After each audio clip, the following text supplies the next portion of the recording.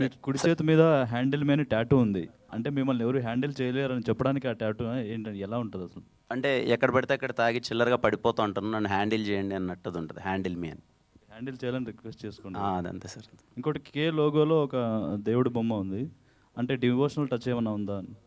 Devotional touch ఏం లేదు sir. అంటే కేరళ బ్యాక్డ్రాప్లో జరుగుతుంది కదా సార్, సో అందుకని అలా పెట్టామంతే. డివోషనల్ టచ్ ఏం లేదు sir. Okay, right. Wish all the best. Kiran గారు. హాయ్ అండి. హాయ్ అండి. సో లాస్ట్ టైం దివాళీకి కాతో ఒక డిఫరెంట్ స్క్రీన్ ప్లేని మీరు పరిచయం చేశారు. సో సినిమా కూడా చాలా నచ్చింది అందరికీ. మళ్ళీ దివాళీకి వస్తున్నారు, అది కూడా యూత్ఫుల్ ఎంటర్టైనర్తో.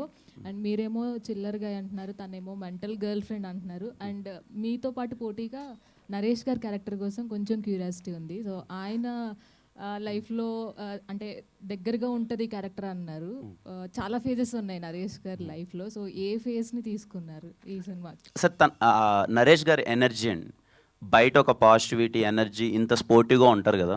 ప్రతి ఒక్క చిన్న విషయాన్ని అదేదో ఇబ్బందికరంగా ఫీల్ అయ్యే, లేకపోతే ప్రతి ఒక్క చిన్న విషయాన్ని డిఫెండ్ అది విల్ బి వెరీ, నేను దగ్గర నుంచి సార్ని చూసినప్పుడు వెరీ జాయ్ఫుల్గా, వెరీ స్పోర్టివ్గా, ఒక యంగ్గా ఏవైతే అంటే ఇప్పుడు నేను ఐఎమ్ యంగర్ టు హిమ్, నేను సార్ దగ్గర నేను చూసారే ఇంత చిల్ అవ్వాలి కదా లైఫ్, ఇంత హ్యాపీగా ఉండాలి కదా, డైలీ నిద్ర లేచినప్పటి నుంచి ఇంత పాజిటివ్గా ఉండాలి కదా అని ఒక వైబ్ ఉంటుంది కదండి.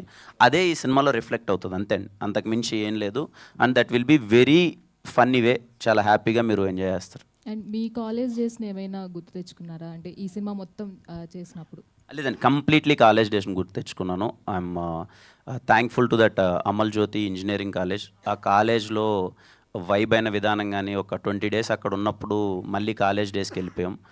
చాలా అంటే చాలా ఎంజాయ్ చేసాం. నాకు తెలిసి రేపు మీరు అంటే నేను నా పర్ఫార్మెన్స్ గురించి కానీ అది నేను ఎక్కువ మాట్లాడుకోకూడదు.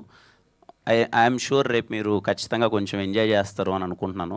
మీరు అది ఎంజాయ్ చేశారు అంటే నేను ఎంత వైబ్ అయ్యాను అన్నది మీకు అర్థమైపోతుంది.